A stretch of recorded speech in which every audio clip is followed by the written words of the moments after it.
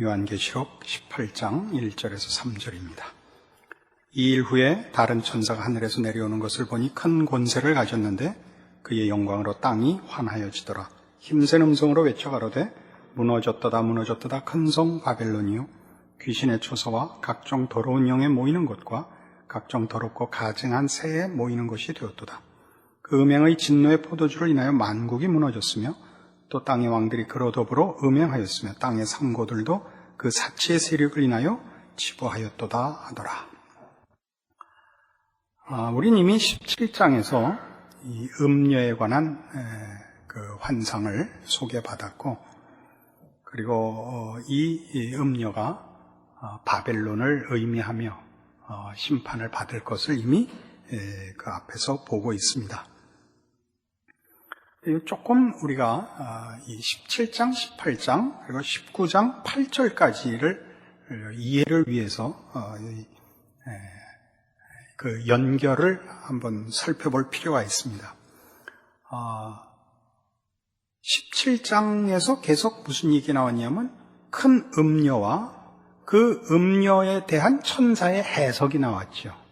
이 음녀는 바벨론이고 그가 어떻게 나중에 심판을 받게 되는지, 내분이 일어나서 동맹들에 의하여 그가 파국을 맞이할 것을 17장에서 얘기를 했고, 그리고 이제 18장은 그 음녀로 묘사됐던 바벨론의 멸망 자체를 다루고 있습니다. 그 다음에 19장에 가시면 19장 1절에서 8절까지가 이 바벨론 파괴의 의미가 설명되고 있습니다. 좀 보죠. 19장 1절. 2일 후에 내가 들으니 하늘에 허다한 무리의 큰 음성 같은 것이 있어 가로되 할렐루야 구원과 영광과 능력이 우리 하나님께 있도다. 그의 심판은 참되고 의로운지라. 음행으로 땅을 더럽게 한 큰 음녀를 심판하사 자기 종들의 피를 그의 손에 갚으셨도다 하고, 두 번째 가로되 할렐루야 하더니 그 연기가 세세토록 올라가더라. 또 24장로와 네 생물이 엎드려 보좌에 앉으신 하나님께 경배하여 가로되 아멘 할렐루야 하니 보좌에서 음성이 나서 가로되 하나님의 종들 곧 그를 경외하는 너희들아 물론 대수하고 다 우리 하나님께 찬송하라 하더라.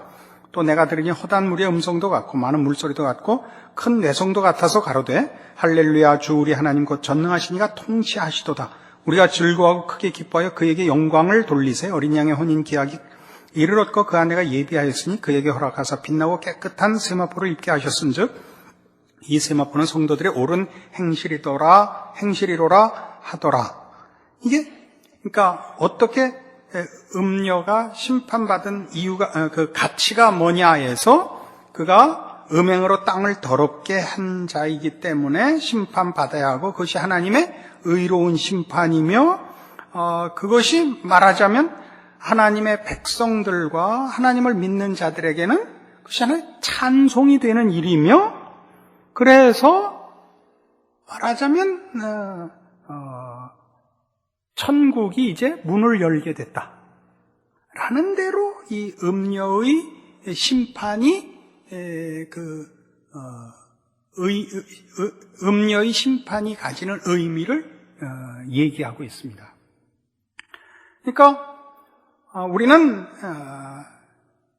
음녀의 심판이, 말하자면 바벨론의 심판이 다만 하나님께서 권선징악식으로 하나님을 반대하고 죄악을 일삼은 자들을 벌준다 하는 그런 이렇게 하나의 장면으로, 하나의 사건으로 이해할 것이 아니라 새 예루살렘의 임함, 하나님 백성들을 위한 그의 영원한 나라를 시작하시기 위해서 마땅히 하나님을 반대하는 것과 하나님의 통치에 걸림이 되는 것들이 먼저 평정되어야 하기 때문에 우리가 기대하는 새 하늘과 새 땅이 오기 위해서는 이런 모든 악한 것들과 죄악들과 그런 세력들이 마땅히 먼저 하나님의 심판을 받아야만 된다라는 연결적 차원에서 이 문제를 이해해야 합니다.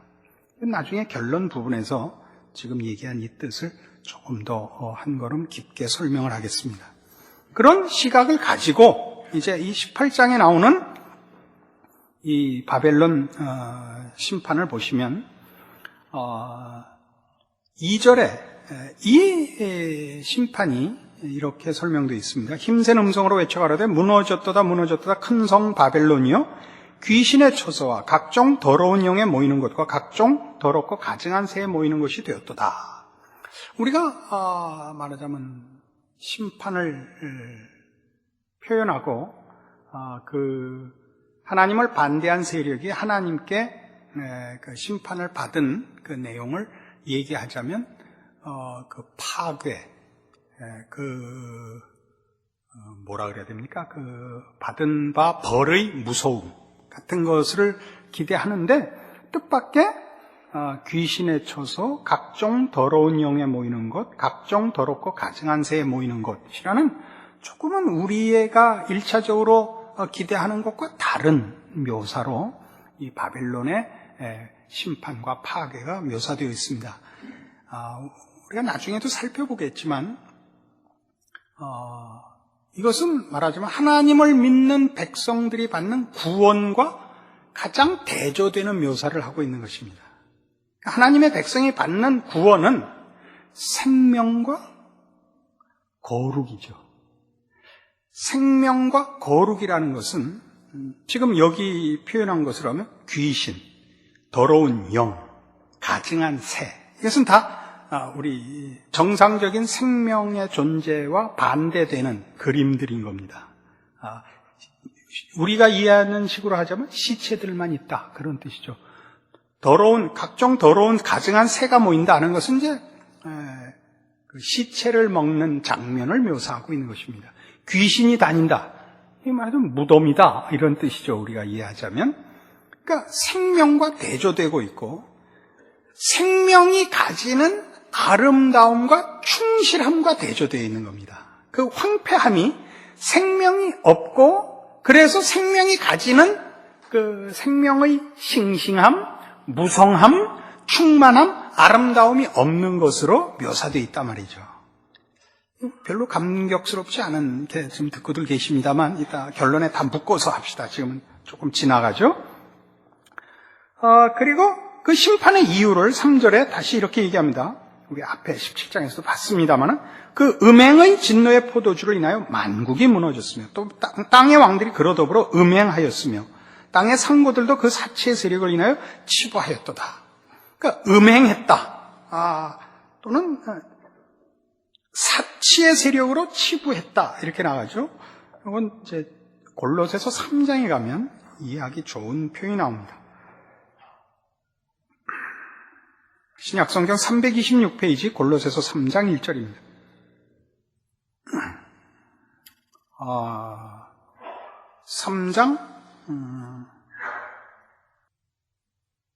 3장 5절을 보겠습니다. 그러므로 땅에 있는 지체를 죽이라. 곧 음란과 부정과 사욕과 악한 정욕과 탐심이니 탐심은 우상숭배니라, 이렇게 되어 있죠. 탐심이 왜 우상숭배일까요? 하나님 외의 것을 소원하는 것은 다 우상숭배입니다.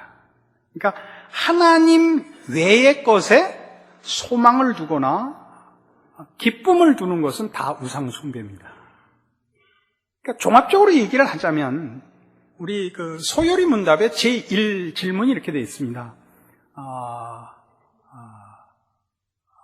사람의 제일 되는 본분이 무엇이뇨? 그 답은 하나님을 즐거워하고 그를 기뻐하는 것입니다, 이렇게 되어 있습니다. 우리는 이제 예수를 믿으면서 우리가 예수를 믿는 이 기독교 신앙이 뭐에 제일 많이 말하자면 영향을 받거나 또는 혼동되느냐 하면 일반적인 윤리 도덕과 혼동되고 일반적인 종교와 제일 많이 섞입니다. 윤리 도덕이라는 것은 이것이 옳고 이것은 그르다 라는 규칙으로서 가치를 부여하는 것이 아니고 기독교 신앙의 본체는 하나님과의 관계의 문제입니다. 하나님이 우리의 기쁨이며 우리의 소원이며 우리의 모든 것입니다. 왜냐하면 하나님만이 우리에게 필요한 것을 주시며 그 필요한 것들은 다 우리가 자식들한테 성질나서 고함 지를 때 먹여주고 입혀주고 학교 보내줬더니 입다우로 이런 식의 그 정도가 아니고 하나님만이 주실 수 있는 가치, 의미, 보람, 영광 이런 걸 하나님만이 주실 수 있습니다. 우리가 만들 수 있는 어떤 기쁨이나 가치와도 그 비교가 안 되는, 우리는 생명을 만들지 못하며 우리는 진리를 만들지 못합니다. 하나님만이 생명을 만드시며 진리를 만드시며 생명과 진리, 진정한 생명과 진리가 갖는 기쁨과 보람과 의미를 주실 수 있습니다. 그런 차원에서 우리는 하나님이 기쁘고 즐거운 것입니다. 그러니까 신앙이란 기능적이지 않습니다. 신앙이라는 이름을 걸어서 하나님 이외의 것을 소원하면 이미 그는 신앙인이 아닌 것이요 우상숭배인 것이다. 이렇게 성경은 얘기하는 것이죠. 왜 늘 한 사람밖에는 아멘을 못할까요? 왜 다른 사람은 다 못 알아들을까요?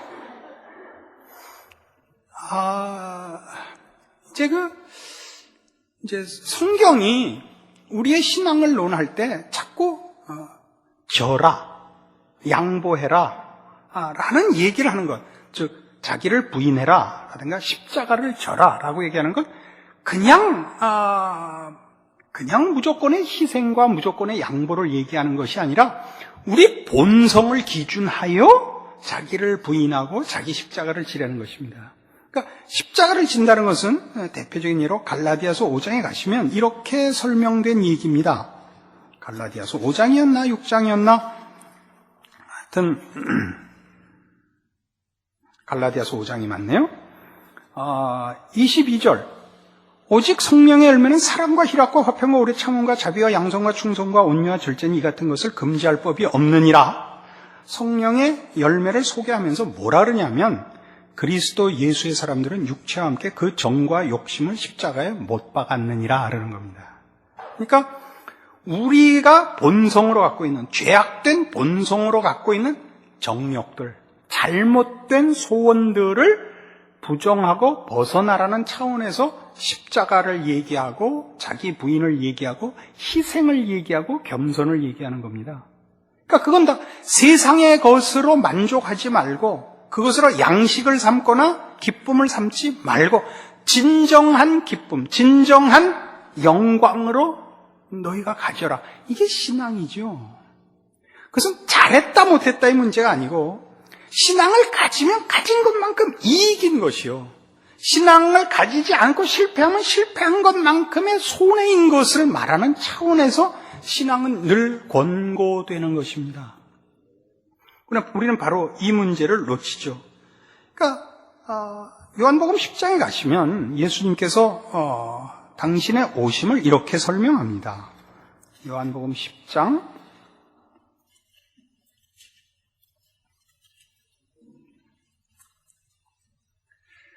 10절입니다. 요한복음 10장 10절.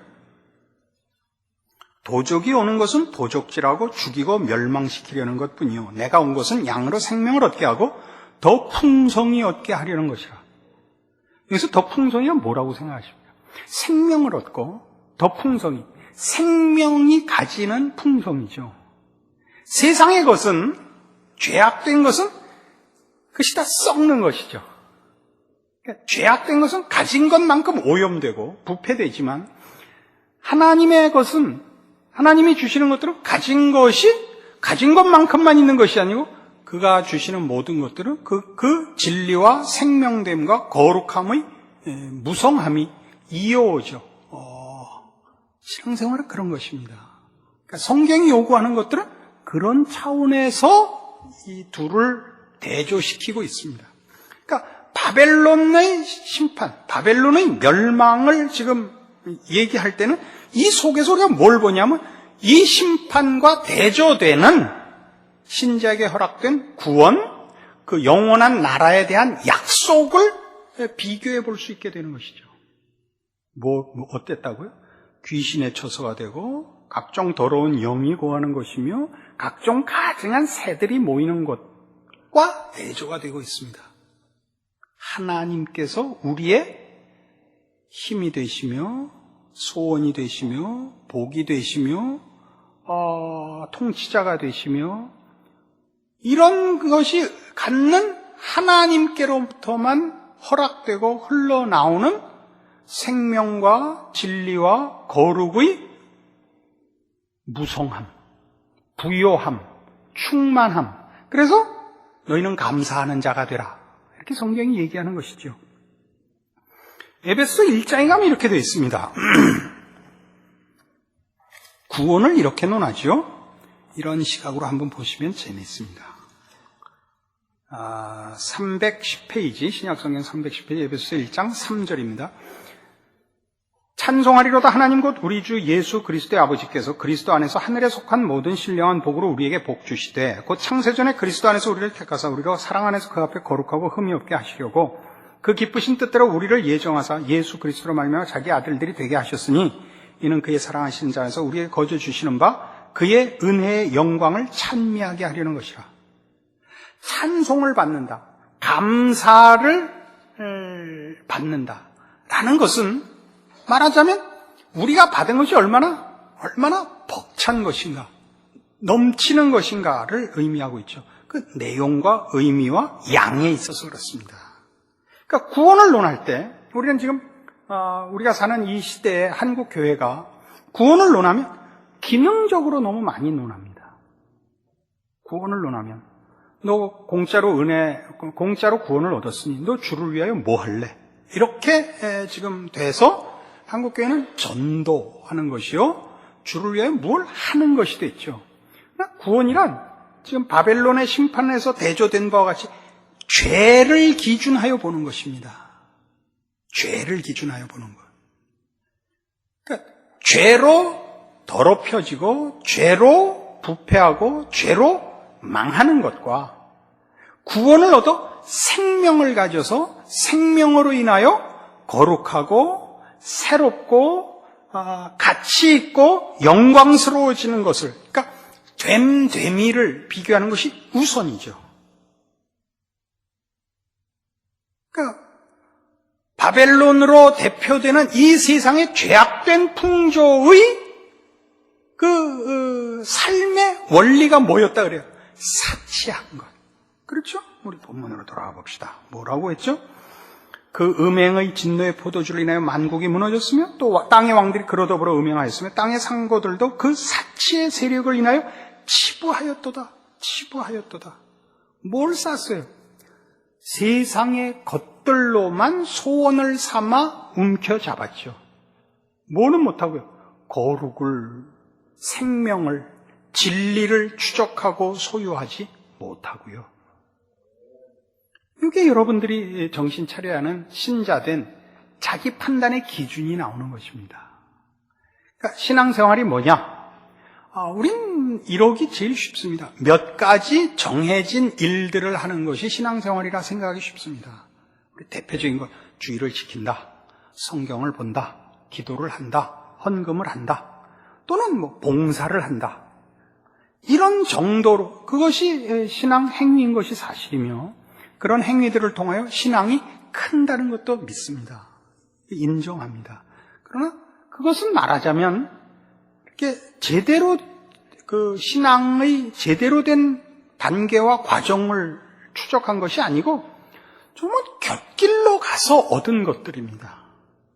훨씬 본질적인 것은 이 죄 문제를 놓고 따지셔야 되고, 그래서 신자된 보상도 죄를 벗어나 거룩하게 살며 거룩을 소원하며, 그래서 죄와 싸워 몸부림치고 갈등하는 것들이야말로 참다운 신자된 표들입니다.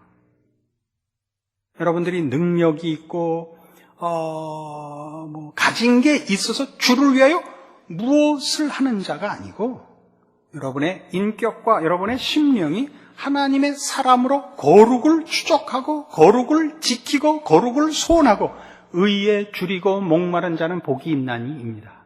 저가 배부를 것이옵니다. 뭘로 배부를 것입니까? 의를 찾았는데 의롭게 사는 것, 하나님의 자녀답게 사는 것, 말씀을 따라 사는 것, 주를 닮는 것, 이것이 배부른 것입니다. 사람의 가장 귀한 행복의 조건이 뭐죠? 자신에 대하여 만족하는 것 아닙니까? 무엇으로 만족하십니까? 다 다르죠. 그의 수준이 낮고 영적 실력이 없으면 세상의 가치로 행복의 조건을 삼고 그것으로 자신을 행복하다고 얘기할 것이요.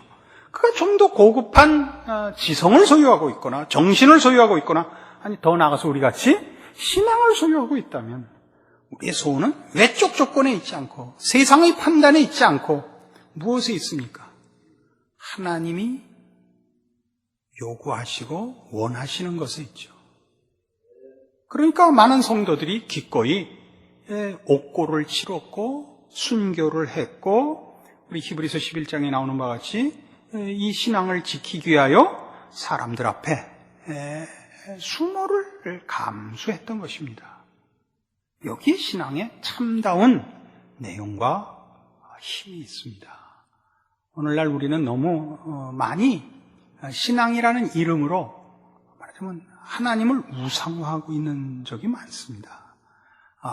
여러분에게 하나님이 부족하게 주신 것 없습니다. 왜냐하면 신앙 싸움은 세상의 것하고는 별개의 것이기 때문입니다. 배웠냐 못 배웠냐, 가졌냐 못 가졌냐는 전혀 상관없는 문제입니다. 여러분은 가지고도 영적으로 가난할 수 있고 배우고도 영적으로 무지할 수 있고 또 못 배우고도 영적으로 고급할 수 있고 가지지 않고도 영적으로 충만할 수 있습니다. 여러분 불평을 왜 하는가 다시 한번 자기를 진단하시고 내 갈증이 세상의 것으로 채워질 것인가 하나님으로만 가능한 것인가 다시 한번 생각하셔서 이 바벨론의 멸망과 심판 근처에 가지 않는 여러분들 되시기를 바랍니다. 기도하십시다. 하나님 아버지 은혜를 감사합니다. 우리로 하나님의 자녀 되게 하셔서 우리로 의와 진리와 거룩함으로 지으심을 받은 새 사람의 이 복된 지경에 서게 하셨고 하나님의 자녀라는 귀한 이름을 가지게 하셨습니다. 그러므로 우리의 소원은 우리 주께만 있고 우리의 감사도 또한 하나님께만 있고 우리의 자랑도 하나님의 자녀가 갖는 하나님께 속한 것으로만 있게 하여 주시옵소서. 세상의 유혹과 시험 앞에 지지 말게 하시고 저 헛된 유혹과 시험을 우리 말씀으로 간파하고 극복하고 싸워 이겨 하나님의 자녀들의 마땅한 영광의 충만의 자리에 이르는 우리의 신자된 인생이 되게 하여 주시옵소서. 예수님 이름으로 기도합니다. 아멘.